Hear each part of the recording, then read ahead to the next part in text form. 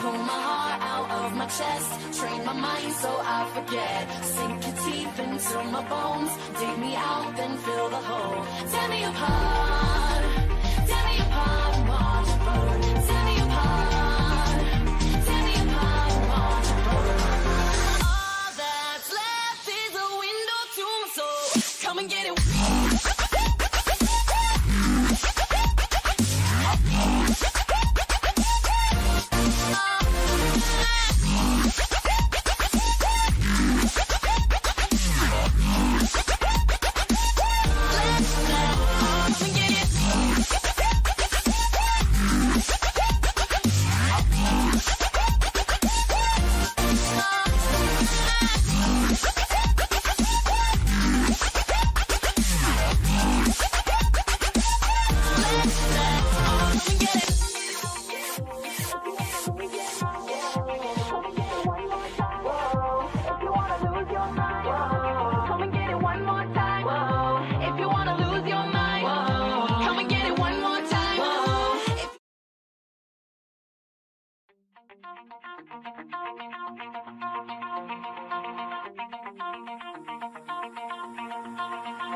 Pull my heart out of my chest, train my mind so I forget. Sink your teeth into my bones, dig me out, then fill the hole. Tear me apart, and watch it burn. Tear me apart,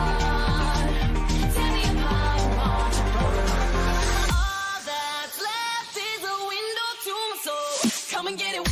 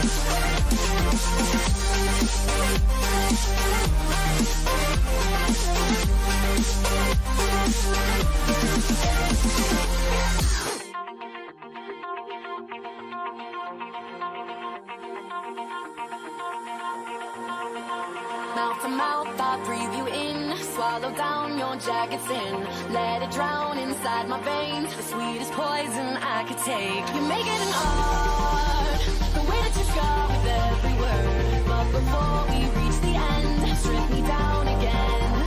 Come and get it one more time. If you wanna lose your mind, come and get it one more time. If you wanna lose your mind, come and get it. Come and get it.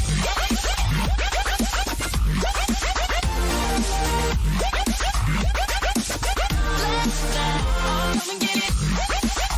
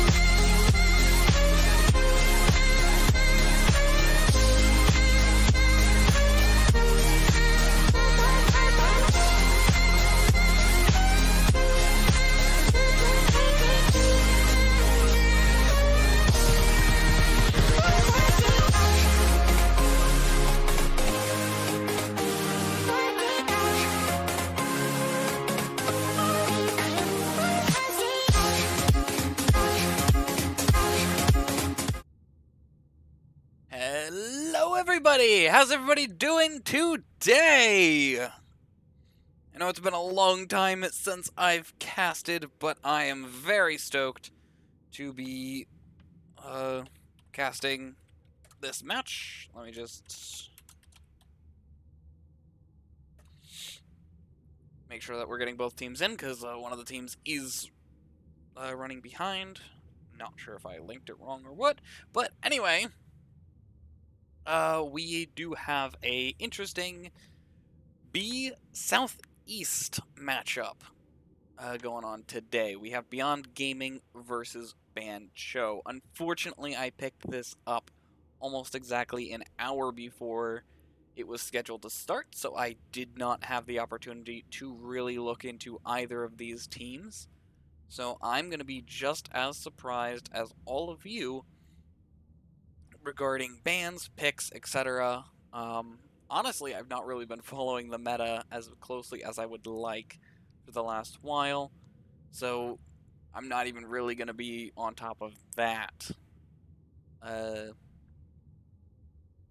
yeah, I'm stoked to be casting again. It's been far, far too long.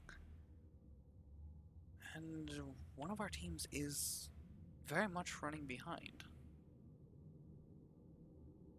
Is everything okay? Hope everything's okay. Alright, I'm just going to keep going for the time being. Hopefully they make it in soon, as we are running. Ah, there we go. Now it's starting to show up. But yeah, thank you all for joining me today. Like I said, I have not really gotten the opportunity to check nearly as much as I'd like to up on either of these teams. So this is definitely gonna be a bit of a surprise for both of us. Well, all of us. I'm really curious what we're gonna see today. As you can see, we are going to Volskaya for game 1.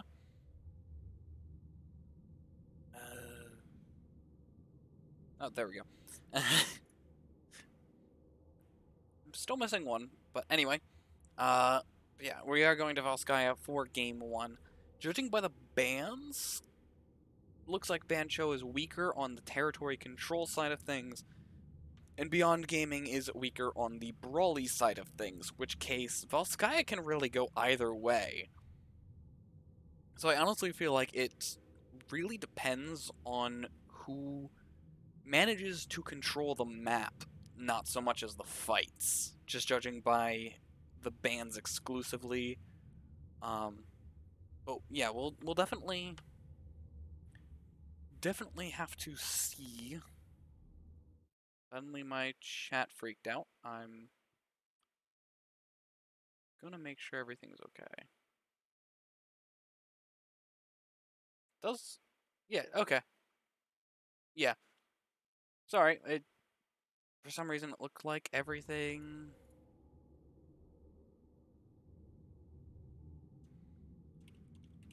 freaked out a little bit.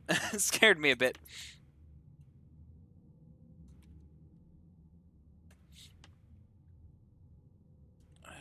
Everything right, and both are. We'll see.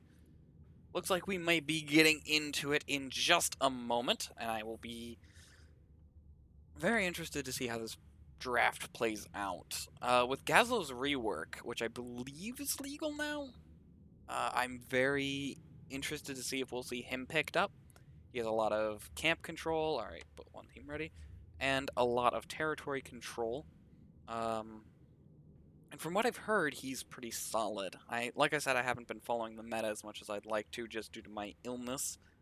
Alright, looks like one team just needs a second. And we'll be ready to go. Oh, and he needs to be captain. Alright. Alright, looks like we're ready to go. I was just about to go into more detail. In a second.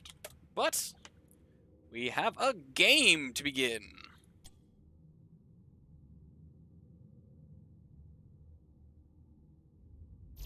Volskaya Industries.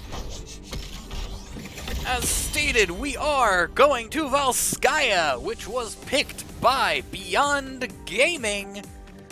Bancho did win the coin flip, leading to them being able to choose first pick, which they did.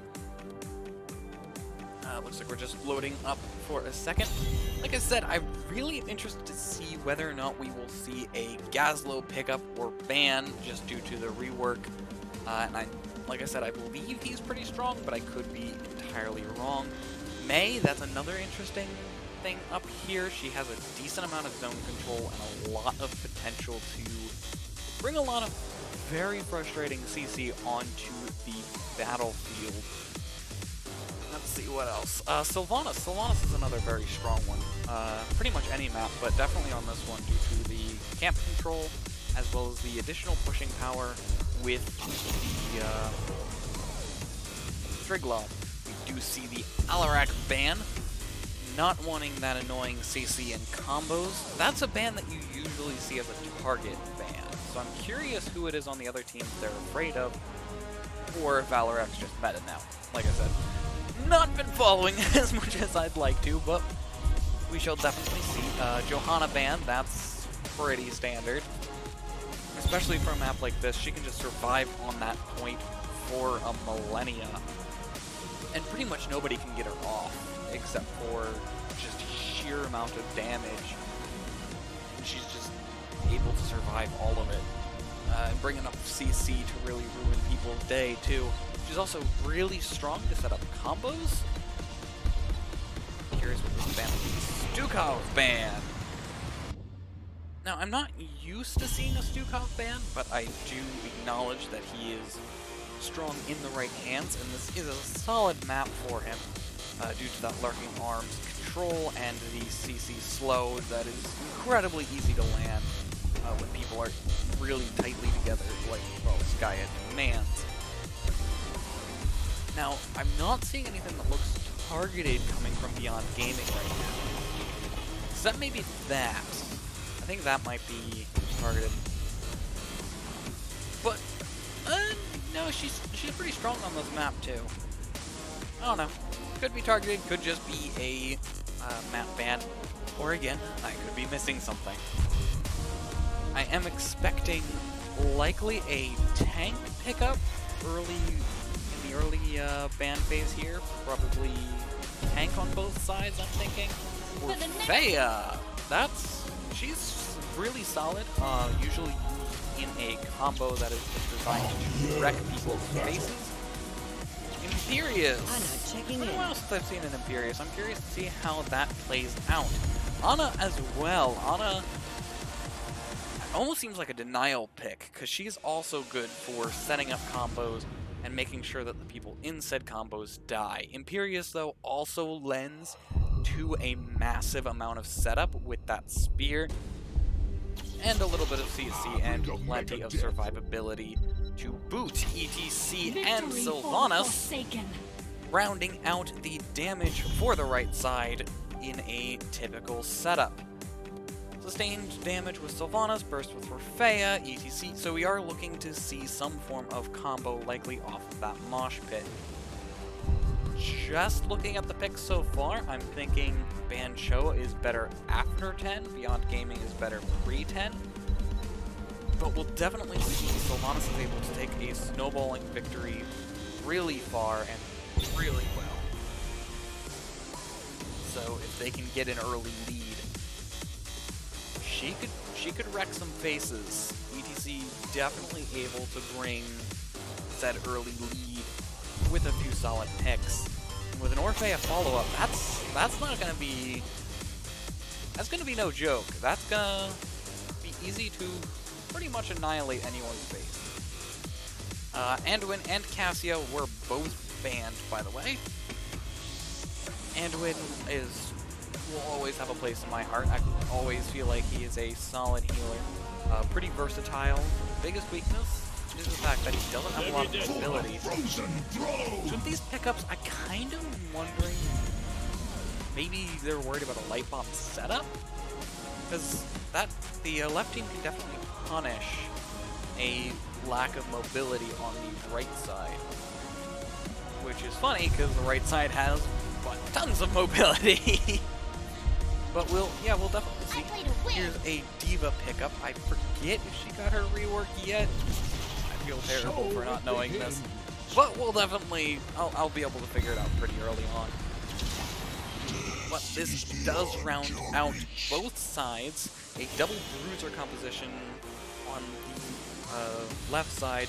Malthael Ana, though, that can easily wreck some face. Malthael Ana is not something I like to go up against very often. Hanzo also a solid nano target. Imperius as well. I am really curious to see how this plays out. But focusing more on the map. There's not hardly any camp control on the left side aside from Hanzo and arguably Malthael, but unless they're going to have Imperius off-soak, I guess they could and have Malthael do camps. Okay, yeah. Never mind. Camp control is about equal on both sides, except Sylvanas can pick up Merc Queen and make those turrets absolutely horrendous to deal with. We'll have to see if that strategy is used here. Now, I do want to note quickly the Deckard pickup along with the ETC and Orphea. Like I said, Orphea thrives on lockdown. Deckard brings more than enough lockdown. And with an ETC setup, Deckard should be able to land his route without question, and Orphea should then be able to land all three abilities, not even thinking about it type level. I am curious to see how the Diva will play into the strategy. I don't know if they'll be using self-destruct as more of a zoning tool or more of a combat tool, but we will definitely have to see. So, but there we go, getting into the game.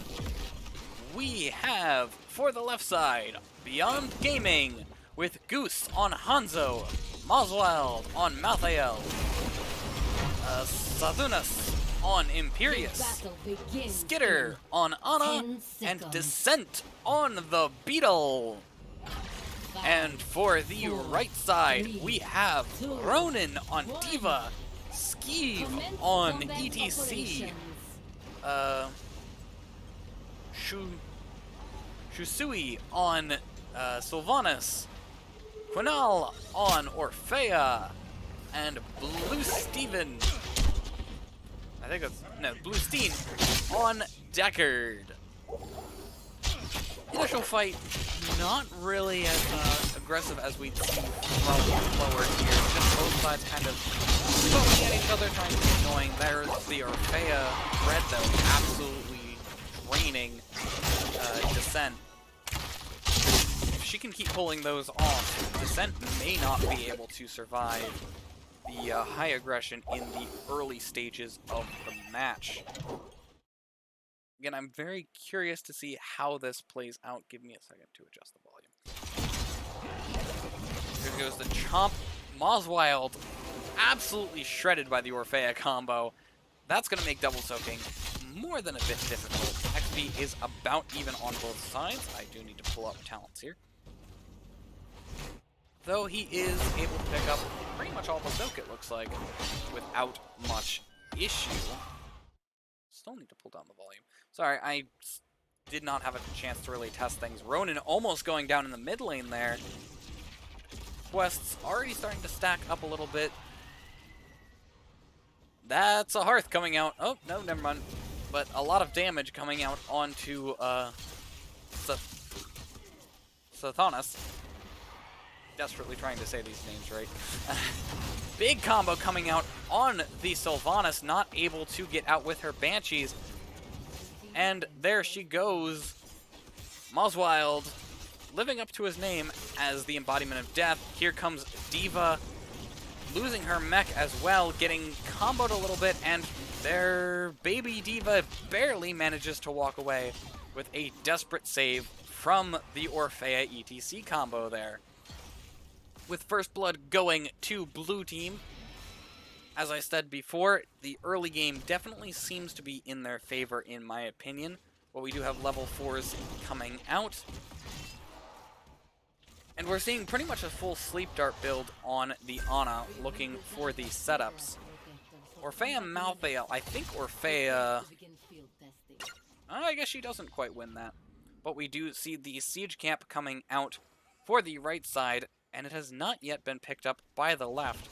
This gives the right side a bit of an opportunity to try and push an aggressive camp, or try and use that Sylvanas to cause some serious issues. We do see the Merc Queen coming from the Sylvanas, meaning that this camp up here is going to need to be dealt with ASAP, or cause some serious issues, and those turrets are going to be more than a little bit of a threat. The middle point is being contested by both teams.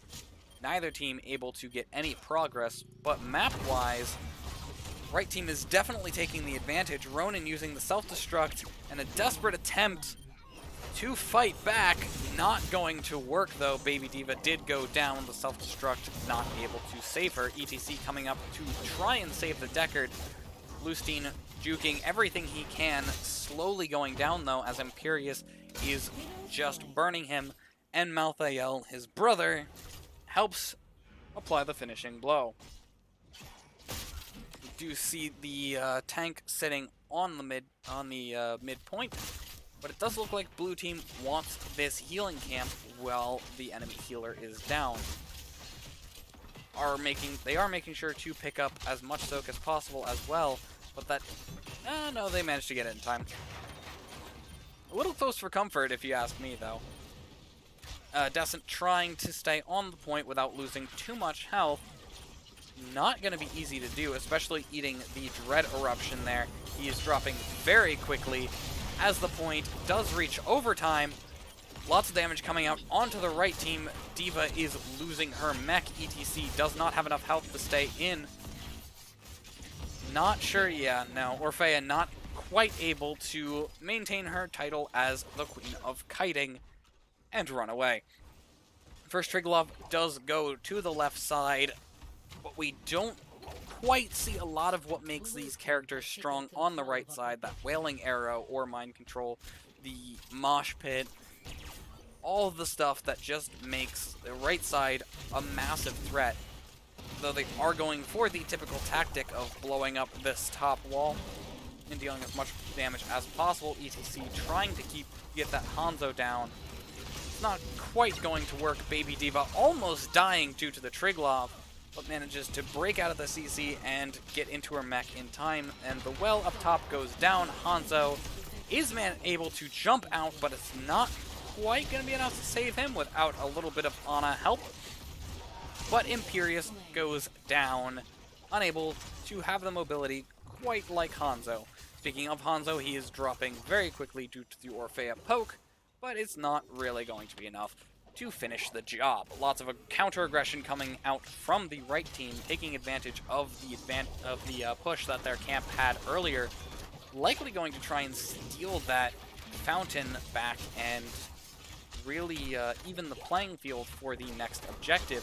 However, 10s are in favor of the left team, meaning that things are not quite going to let them get that fountain.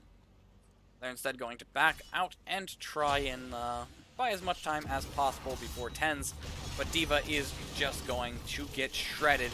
Baby D.Va able to walk out slightly. Last Right's not going to be enough to kill her. ETC should be able to make it out of that cocoon unless he is absolutely comboed, but he does manage to get out just barely enough. Ronin, on the other hand, pretty much seconds from death, and Orphea goes down with just that little bit of extra aggression to try and even the playing field. 10s come out for the right side, and we do see the Stay a While and Listen, the Wailing Arrow, and Mosh Pit. That there is a pretty nasty combo that can lead to an easy 3 or 4 person silence and really ruin somebody's day. And you have the Crushing Jaws on top of it, which makes it so people cannot run away, or they'll take huge quantities of damage. And things are just not really a fun not really fun for the left side if that combo can go off without any issues.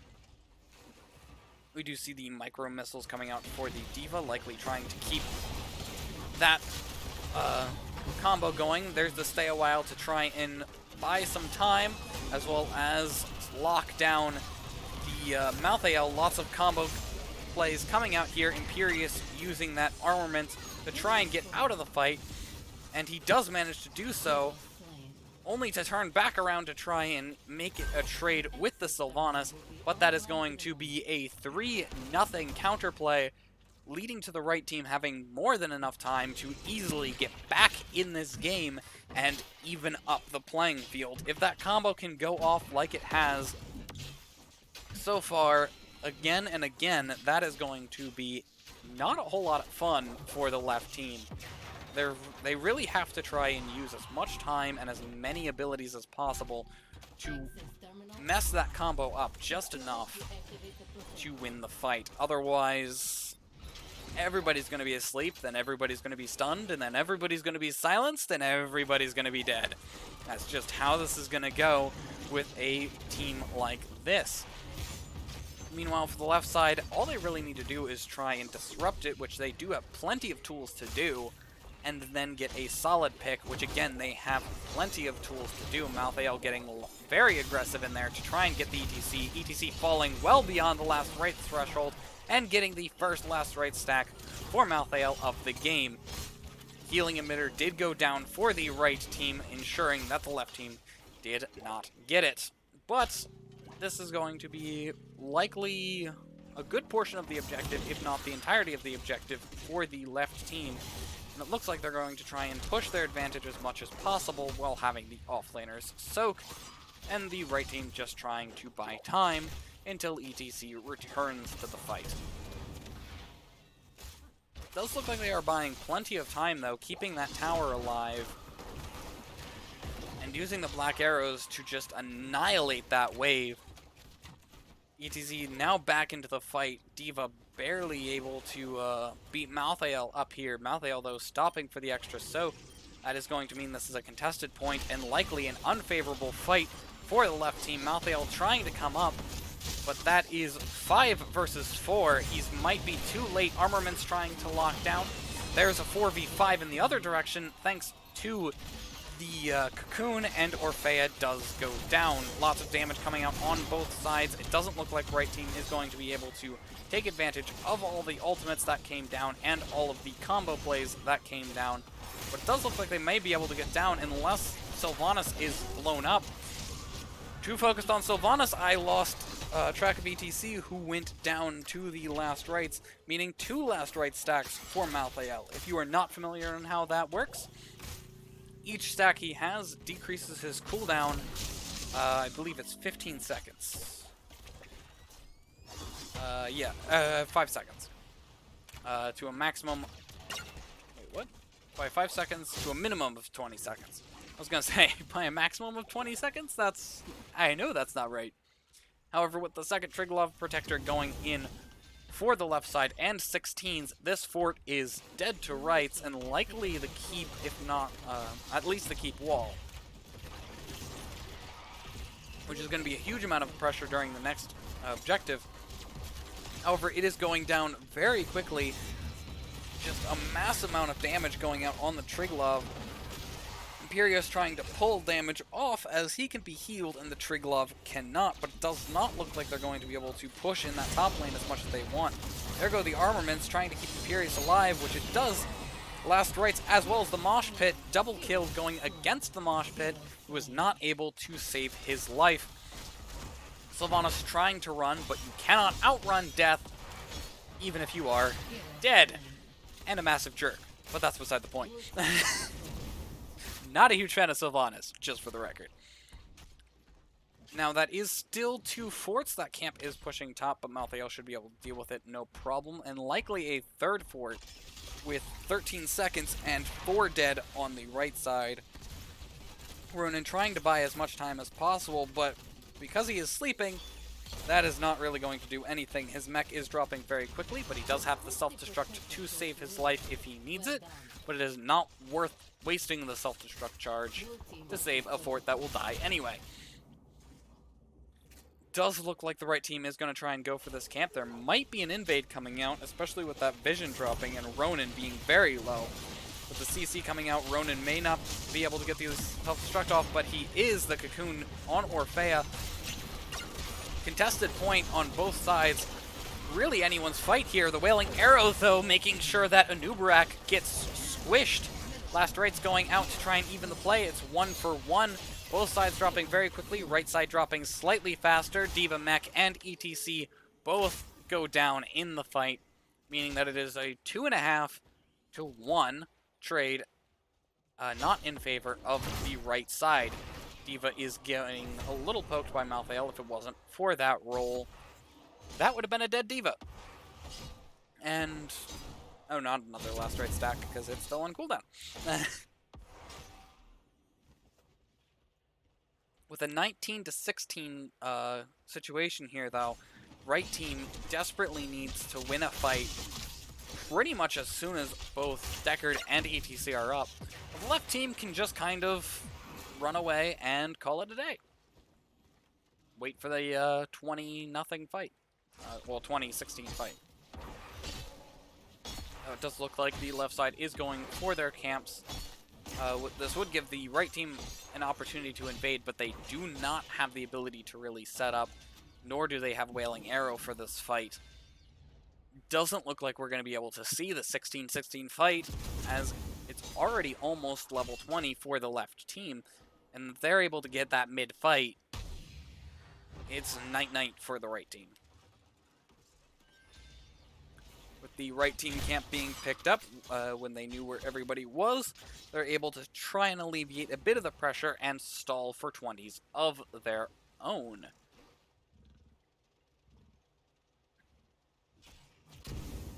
Malthael does go for Final Curtain. I really don't like Final Curtain. I guess this map, it's probably a solid option. I still don't like it. I don't think it's worth it. I really don't. Left team is trying to force the fight, as I talked about before. See, Final Curtain is a solid zoning tool, but even then, it's not really a good zoning tool, and it's not worth 20, especially not when he has so many better options, in my opinion. But we'll have to see how that plays out for him. All this aggression coming out from the left side, not really able to get anything with it, but this is pretty much a no-risk fight for them, as they do have 20s, all of their ults, and plenty of opportunity. Right is out of the safety of their base.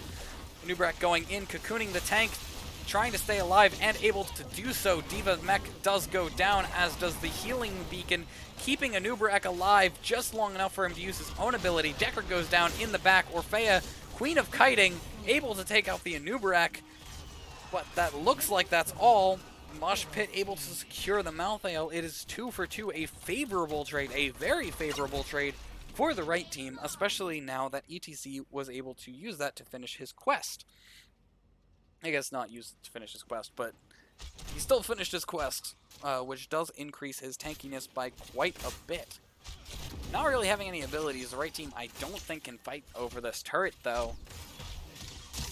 Meaning, yeah, it's another free deployable for the left team. Not really a position you want to be in as the right team. They have to go in with basically no ultimates onto the other team, which will have pretty much every ultimate up by the time everybody's up. Really, their only option is to get 20 now and fight before Anubarak and Malthael can get here, and hope Orphea can come here fast enough to really wreck face. But as suspected, the left team just backs out of the point, saying we'll take 50% and wait for our teammates to come back up. We're also going to use the opportunity to grab their turret quick, which the right team really doesn't want to fight over. They want to just try and stall for as much time as possible, as it's only 30 seconds until the mosh pit is back up. Question is, do they completely disengage until Mosh Pit, or do they fight and try and stall the fight as long as possible? But with this dance coming out on both sides, doesn't look like they have to make that difficult choice. They really don't have anywhere to fall back to, though, is the issue. And it looks like they're going to just flat fight and trying to buy time for the Mosh Pit. 5 seconds, 4 seconds, 3 seconds. ETC is cocooned, the cocoon shredding fast. Deckard shredding faster, Mosh Pit coming out, ETC not really having enough health to make use of it. And that's 4 already down. Death Mosh does stall long enough for D.Va to come out, but at this stage of the game, one lone D.Va is not going to be able to turn the tide of this game. And it is just going to be a shredded keep and likely a shredded core for the left team. D.Va does go down very quickly, dying for the keep. She's able to buy a little bit of time, but I doubt it will be enough. Actually, that 5 seconds she bought may have been enough to at least make a core play risky on the left side.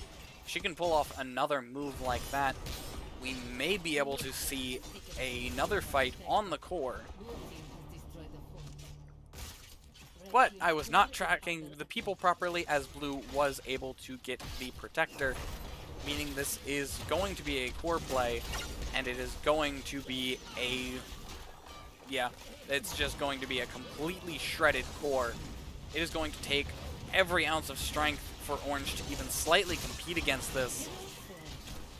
And unfortunately, every ounce of their strength is not enough, as the core does fall.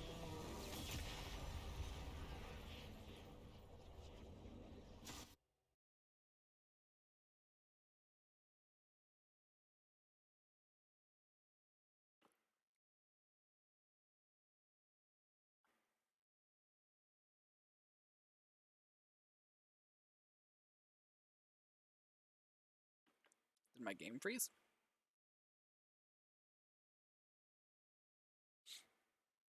I think my game froze.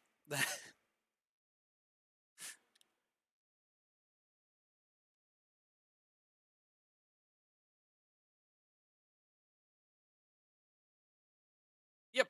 Alright. We'll reboot the game quick. Unfortunately, that means that we don't get to see the game summary, but... oh well! Give it just a moment to reboot us. I'll take us to the best of 3 screen while we wait. Yeah, that was a solid first game. Really back and forth. Ultimately, though, Beyond Gaming was able to snowball one small victory to the next. And as though Bancho did have a few solid fights, they just weren't able to really use them as much as Beyond Gaming could.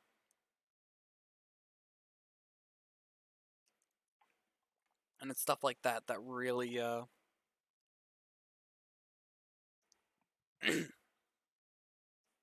really seal the game in one side or the other. Sorry, I have something stuck in my throat.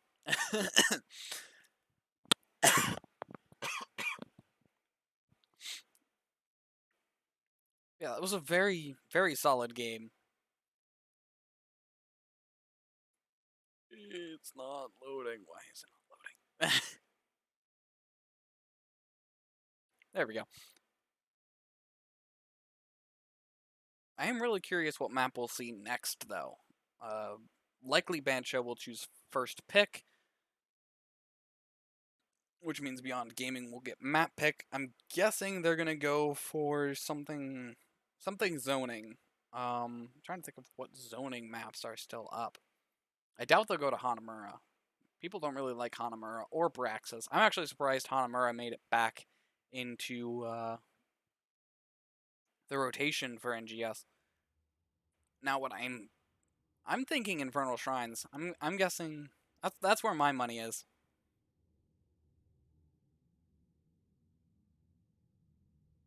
But we'll definitely see.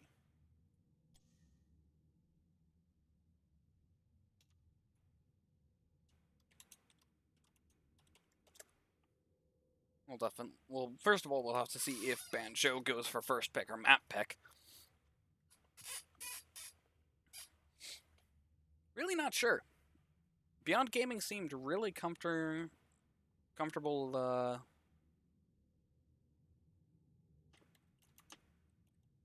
with map pick.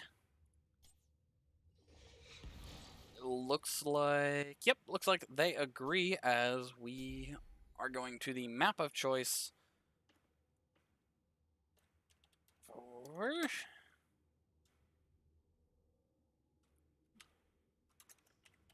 Banjo. Sorry, I'm still not good for good at rather talking and typing. So Alterac pass picked by Banjo.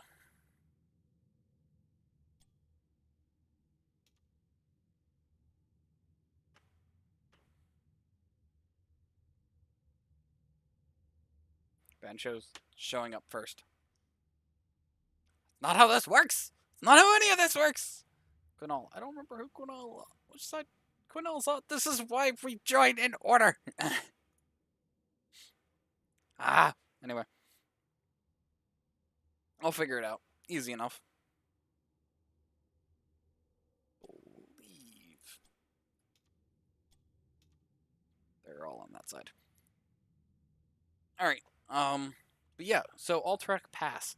Like I said, Banjo seems... Beyond Gaming, rather, seems to not like the more brawl maps. The maps, lots of fighting, lots of tight corridors. Alterac pass is definitely a map. There's also the fact that Team 2 seems to really like a stall tactic going for the later game, and with Alterac pass, you really can just take forever. I mean, that first objective, I've seen first objective phases going all the way to like level 13 or 16 sometimes. Yeah, okay.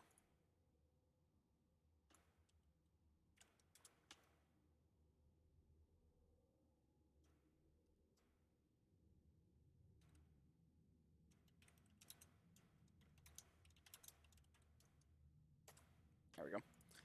Sending another lobby link, making sure nobody missed it. But yeah, so this is a very fight-heavy map. It's also a very stall-effective map. Could see something interesting like an Abathur. I don't know if Banjo has any experience with an Abathur, but this is definitely one of those maps where you can pull off a pretty nasty Abathur play. Let's see, what else? The objective pushes pretty well by itself, so having something with pure siege. Sylvanas is not as valuable on this map as she is on others. There we go. Think we have some people on the wrong team. We'll find out. But anyway, Alterac Pass is definitely a favorite of mine, especially for Deathwing. I love Deathwing on Alterac. There's so many places where he can really take a huge amount of the map just completely out of play. There's also stuff like Yrel. Yrel's zoning potential is no joke, and on Alterac, it really has a lot of potential. We also can see stuff that can just poke for days. We could see another Hanzo. We could see all sorts of nonsense like that to really poke at the objective and increase that stall potential. Same thing with like a Junkrat or something like that. We could also see something, again, like a Gazlo, forcing the enemy to fight in to your turrets as well as your CC. Definitely seems like it would fit Banjo's strategy, as they went for a very combo-heavy play in the last game. But we will see in just a moment as we are entering the draft phase.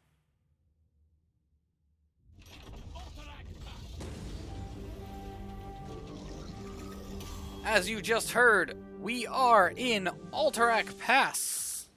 Actually, you probably didn't hear because the music was probably way too loud. Alright. Hopefully that makes the sound better. Sorry again that I didn't have enough time to really check the mix and get everything sorted the way I wanted it. But anyway, first pick is now in the hands of Beyond Gaming, and Bancho gets to respond to those picks. I'm really curious what this first ban is going to be. Probably another Johanna or something similar. There it is. Johanna works very well with combos, has a lot of zoning potential. This isn't her strongest map, but she's kind of one of those tanks that you can't go wrong with. There's the Alarak ban yet again. I'm assuming it's a targeted ban to see it twice in a row, or it's just a full-blown meta ban. But I'm guessing not a meta ban, as it was banned both first and second pick. Here's the Chromie map, Chromie ban, yet another ban that we saw in the last game. She's also really strong on this map. She can use those sand clones, or whatever you want to call them, echoes? I forget what they're called. To just poke for days, as well as her huge range, which she can increase, not by a ton, but she can still increase it and really wreck people's faces. It's also a bit irritating to try and figure out how, when the enemy team has the tier advantage, as the tier advantage works slightly different with a Chromie in play. Imperious ban not wanting to see that nasty combo, but an ETC will do the same job, arguably a bit better than the Imperious. I'm guessing that they wanted an ETC last game, or they're just happy to take ETC instead of Imperious. Again, for that nasty setup. They both have a pretty long stun that is a little on the risky side. I am curious to see what we'll get here. Looks like we're going for a full-blown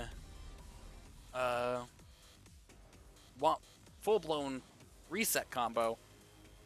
Ana being able to just turn that Ming into an absolute beast. Fortunately, the draft chat may have revealed that someone is interested in playing Thrall, but we'll find out. Cassia does come out for the other team. Not really a counter pick. There's Thrall. Not really a counter pick to what's going on. Honestly, I feel like that may not be the best play unless it is used. I guess as a sustained damage, it's not too bad. One thing I am noticing so far, though, the left team is definitely on the squishier side, which Ming is probably ecstatic about. ETC, if put in the wrong situation, especially with Ana's healing reduction, is quite squishy. Cassia, if she gets stopped, she's basically dead. And Thrall is on the squishier side of bruisers. So it is very possible for Ming to just get in a full-blown rhythm and chain one kill after another. But she has to get that first kill. The question is, what will they be picking to try and bring that lockdown into play, aside from the Ana? Not quite sure about the Garrosh ban there. I guess it could work. Garrosh Ana is a pretty scary combo in the right hands. So if they've done it before, it's definitely worth banning. Stukov ban, on the other hand, I absolutely love. He's able to really wreck the strategy of the Ana Ming, as well as help cover the weaknesses of Cassia, Thrall, and ETC. Samuro and a Nubarak. It has been a long time since I've seen a Samuro. I am very excited to see how that is going to play out. That brings a lot of map presence as well as stall potential to the right team. And the Nubarak brings huge amounts of setup for the Li Ming. Anduin Malthael, again, very squishy left side. It's going to take a little bit of work to keep them in play. Malthael should be able to help deal with that Samuro's macro pressure, though, quite a bit. And he does counter Samuro very well, as he's able to heal just absolute crap tons off of all the Samuro clones. Which until 10 just kind of are mindless. And even after 10 tend to be mindless depending on which one you go with. Medivh Okay. Well, that negates a lot of the burst and combo potential from the left side, as well as increases macro pressure even more and brings huge amounts of site control, which they already had a little bit of, but even more site control. Now, I am curious if we're going to see a nano boost Ana, or if we're going to see them try and cheese with Eye of Horus and all the extra vision. Personally, I'm thinking nano, just to make Ming an absolute monster, but it looks like a pretty cheesy strat on the right side. So we'll have to see how things play out. Meanwhile, I'm still not sure what the strategy is for the left side. They're fairly squishy going into a Li Ming. Li Ming, a Nubarak, no less. If Anduin can stay out of the fray, he's able to save one person. I don't think that'll be enough. And Medivh can get pretty much anyone he wants out of a sticky situation as well. Meaning if the fight starts to go south, Medivh's able to completely disengage from said fight. But we will have to see how things play out. For the right side, we have Quintal on Li Ming. I forget who's playing the bird. Someone tell me who's playing the bird? I forget names. I should have looked them up earlier. But we have Medivh for the right side. I forget how to deselect. Crap. I forgot how to deselect. We'll see. I'm screwing everything up. Alright, let's skip the introductions as I took too long. But you know the teams. I do need to check what the poll says. I'll wait for the end of the game. However, we do see what looks to be a beetle build coming out from a Nubarak. Did get buffed last time I checked. Is this Crash or... Okay, this is Crash. Crash is going to be a bit difficult to stack, except for the fact that Samaro's a thing. And it looks like that's what he's counting on as he does rotate down to the Samaro. No soak missed by the Anubarak using that burrow charge to save the orbs. As I feared, there's a lot of macro pressure. Samaro just able to buy time and just roam around and really be annoying. And he can just peace out and go to the camp, which is exactly what he's doing right now. Medivh can safely soak lanes as a bird, or actively soak lanes, stall the lanes with the protected. There's all sorts of stuff that Medivh can do to really just control the map if you know what you're doing. There's the extra camp clear on the right side. Malthael really is the only major camp clear for the left side. Cassie is not terrible, but looks like Medivh is going to try and be a little irritating, but he decides against it, just trying to get vision on the camp. But that's 3 people on the camp to the right side's 2 people. That's a whole lot of macro pressure that the right team could have tried to get, but they tried to play a little safer and instead used the Medivh to get information and irritate people. It did kind of slow down the camp, though, which is fair. Looks like a Nubarak might try and go in for a sneaky kill, but he decides to play safe instead. Look, even though this camp was beaten on the right side by the left side, just look at all this map pressure. The camp on the left side is getting shredded, not going to get really any valuable value. Samaro able to just really wipe waves, wipe camps, and just be an absolute annoyance, ruining everybody's day. That's really what this team comp is on the right side. It's just ruining everybody's day. And with Medivh Samaro, they can stall this objective pretty much as long as they want, and use Ming to siege towers, Nubarak's beetles to push towers. There's a whole lot of things that they can do to just really take advantage of whatever the enemy does. I'm curious to see how the left team will answer this. They played very well in the first game, so I'm assuming that they see saw the writing on the wall and have an answer to it. I just, frankly, don't know what it is. Left side does nuke their camp down very quickly. Left side on the other, right side is a little slower than I'd expect to see, leading to the left team to be able to start clearing this camp and try and get a sneaky channel, which they do pull off. That countdown is beginning for the left side, meaning they are far more likely to win this objective. However, it doesn't look like they're going to be able to poke for too long, though maybe they can, as we're down to 10 seconds on that timer. Right team has to engage or give. That is really their only option. Samuro desperately trying to stay alive. Malthael dropping very quickly, and the first objective goes to the left team.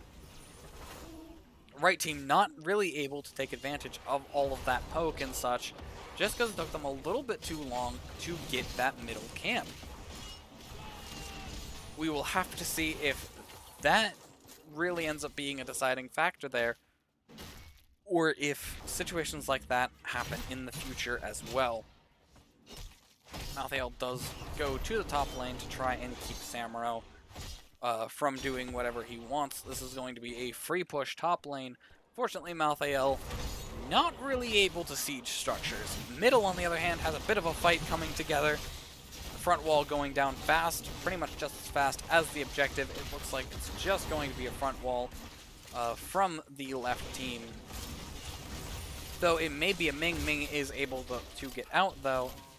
Thrall taking a lot of damage in exchange for a lot of Ming damage. No one dead yet, at all, even. And it does look like Medivh is using his portals to try and sneak in a kill.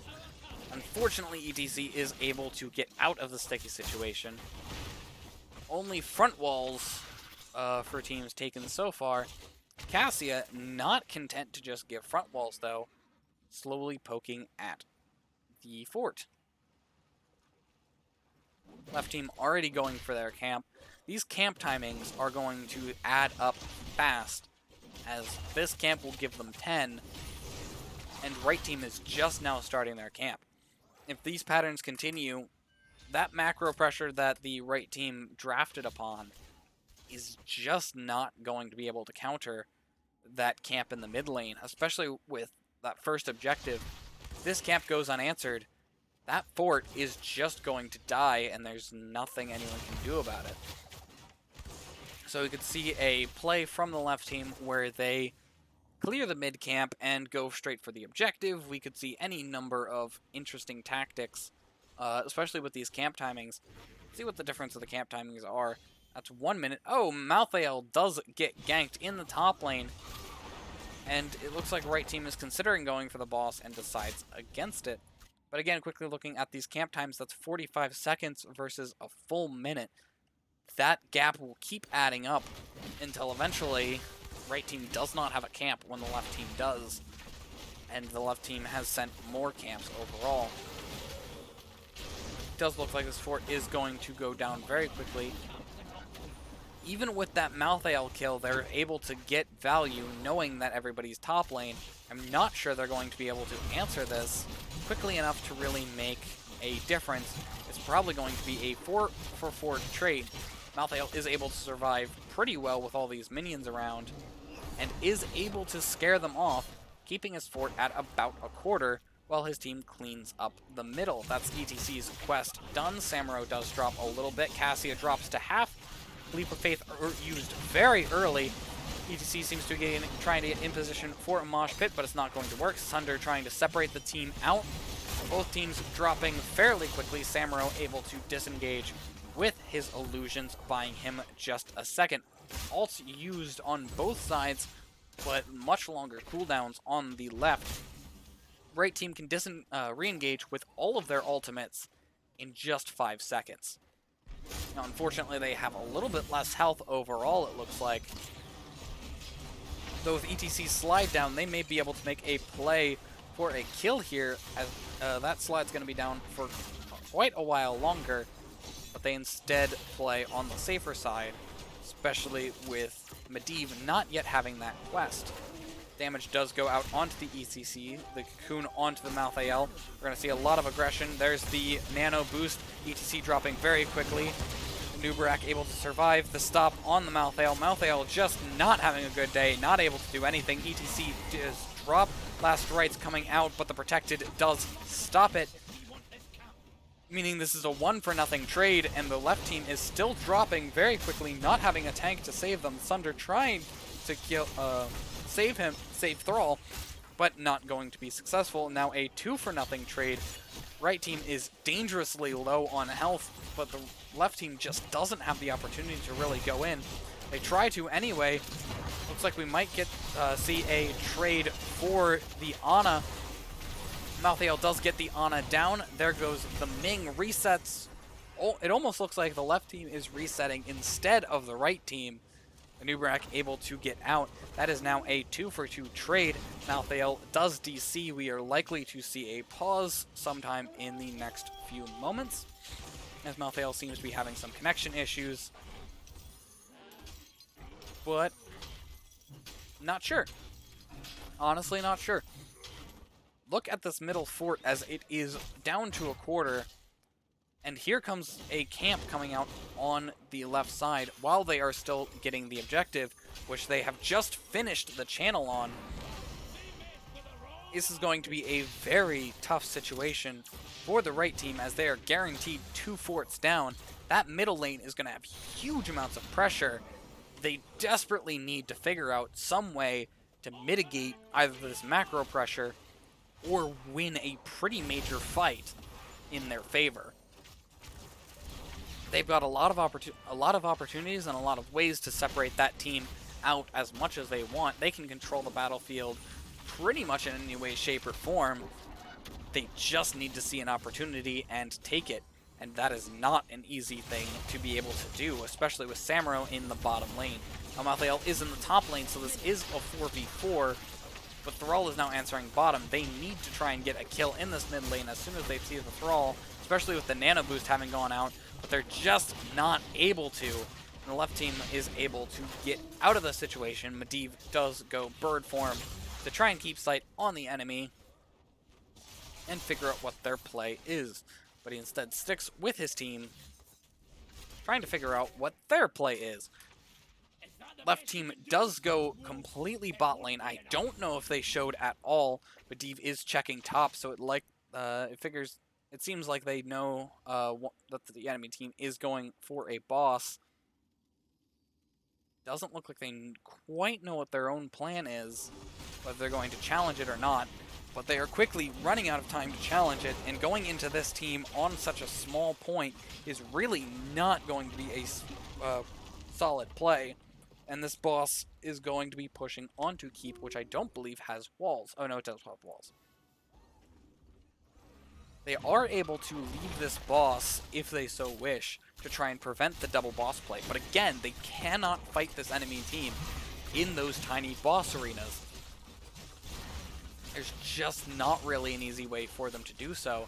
As the light bomb sundering Mosh Pit, there's ETC pushback, there's no real way to get control of that point. It looks like we could easily see this double boss play used to set up their victory condition for the left team. We are also seeing 16s to 15s. If they're able to really take advantage of the 16 lead as well as all this macro pressure they just generated, it's going to be a very tough game for the right team, even with the macro pressure they're able to create themselves. ETC trying to stall for some time. It does look like they're going for the full aggression approach, except with Malthael answering the macro pressure and potentially going for the camp. This is 4v4 in the top lane. I honestly think the stronger 4v4 is the left team, especially with 16s. Right team needs just just one more minion, and doesn't look like they're gonna find it quite yet, but they are able to find it eventually. The boss down to half health. They need to make a play now, or they're really not gonna have much of an option. But I'm not sure how they make a play past this boss right now, especially with Anubarak getting completely CC'd, though the Cocoon does go out onto the tank. Anubarak dropping very quickly, as well as Medivh and as well as Ming. Now Boost not able to get much value as Ming was just dropped way too fast. This is now a 5v4 though. Mosh Pit trying to secure the Ming, but he was stunned out of it. Ming dropping still pretty quickly. Medivh's protection should be up any second, and it looks like the left team is choosing instead to disengage. However, Malthael was able to get a solid 20 seconds on this objective, as well as secure the point. And the right team has to fight into this. Their only option is to try and split the team using the stop from Medivh. Malthael's dropping very quickly. Samuro trying to disrupt the backline as much as possible. But Nubarak is able to tank the last rights. No last rights kills yet for the Malthael. Unfortunately, some counter synergy there. Light Bomb does go out, not able to find anyone, but does threaten them enough to get ETC in position to do a slide. And that is the third objective for the left team. Able to really take advantage of their area control, a fact I did not account for when I was talking in draft. I was wondering what their plan was. It looks like that's it. This top lane keep is pretty much doomed. Even with a Samuro tanking minions and trying to save it, I don't think it's going to be enough. I guess it is. Either way, this objective is going to murder it. But better it murder the keep than the core. Trying to buy those extra pressing few seconds. Speaking of pressing few seconds, we're very close to 20s for the left team. If they're able to get those 20s, they are able to cause some serious issues for the opposing team. With that keep top lane pretty much guaranteed to go down, they only need one more keep to be in a position to end this game. Mosh Pit trying to secure the Li Ming, and it does so even with the protected. Stopped on all four, not going to be able to split the team. Sundering going out as well. Bluestein dropping very quickly, Protect to try and save him, which it does so. Medivh finally finishes his quest, meaning that he is able to die without losing that penalty, but it's so late in the game at this point that death pretty much guarantees a win for the enemy team, and there's not really anything they can do. Their core has no shields, no armor, no health, and no backup. That does lead to another win for the left team.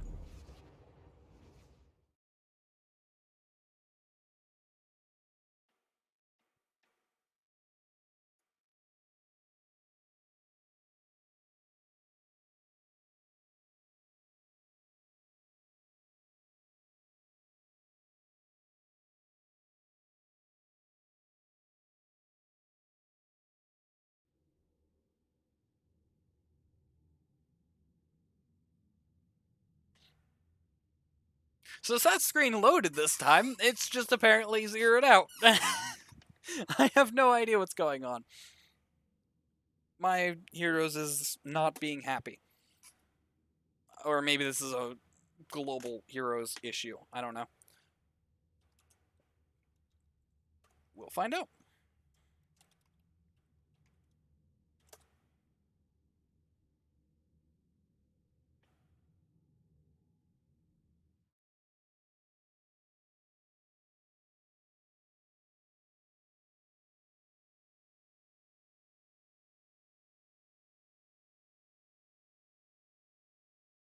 Looks like we are getting an interview, so give me just a moment.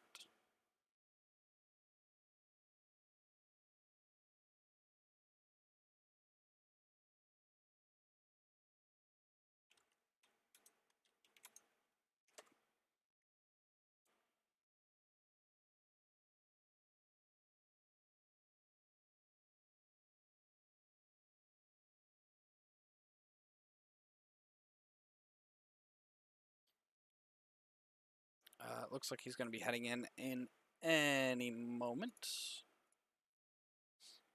Hey, what's up? Hello! How's it going? Pretty good. So, how do you guys feel about your win tonight? Um, I thought both games were rather easy. The second game I would say was a bit harder for us, considering the target bans they did in the second round. They took out both my characters that I do, so a bit harder. But I mean, we kind of expected this. Did you guys do any scouting into them or anything like that? Nah. The only scouting we did was mid game. Saw their ranks of sorts, right? Okay, fair enough. Yeah. I'm not sure I have any specific questions at all. Right on. I mean, I it was just thought I'd come in and say GG easy and head out. only thing I can think of is the. I'm just kind of curious what your thought process was picking Alterac Pass. I mean, not Alterac, Volskaya. It's usually I usually see it later in the picks, not usually this early. I wasn't sure if it was something that you knew that they were weak on, or that you guys were strong on, or I'm just kind of That's curious what your thought exactly what it process was. was. It's a map that we knew we were strong on, especially Okay, with the fact that I was able to pick Imperius. So we like team fighting and stuff like that. So okay. we thought it was nice. I was actually thinking it was the opposite direction, judging by the bans. Usually, teams that like brawls and a lot of fights keep BOE on the table or push it pretty heavily. Yeah, we would say the same thing, but we don't have too many auto attack heroes that are good for the map, so that's why we Okay, banned that. that's fair then. Yeah. Um, yeah, like I said, I don't really have any Yeah. specific questions. There's not anything Sounds specific I good. noticed aside from, like I said, the Volskaya. It's not usually a map I see picked this early on. We were just surprised that they decided to pick the map a little bit in that I second game. honestly, I see the logic. You guys were very comfortable on Volskaya. They walked into it with not a whole lot of information. From what I saw, you guys weren't casted very often, Hmm. and had some forfeits, which just kind of doesn't give them a Yeah. whole lot of information. So just with how comfortable you were on that first map, I can see why they wouldn't want to give you map pick for game 2. Yeah, no, that sounds good. But so are there any shoutouts or anything that you want to add? Shout out to Moswald, our team captain, carrying the game for us. He was Mathael. Solid. Yeah. Other than that, I'll say have a good one. All right. You too. Get later.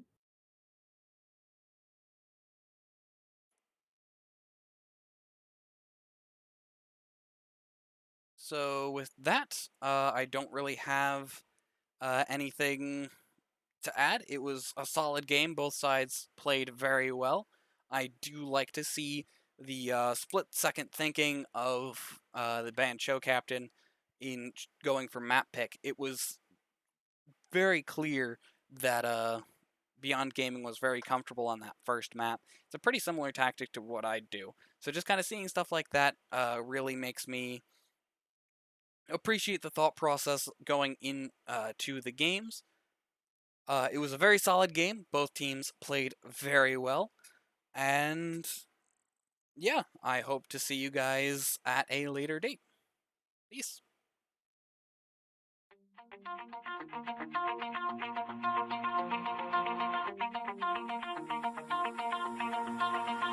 Pull my heart out of my chest, train my mind so I forget. Sink your teeth into my bones, dig me out, then fill the hole. Tear me apart.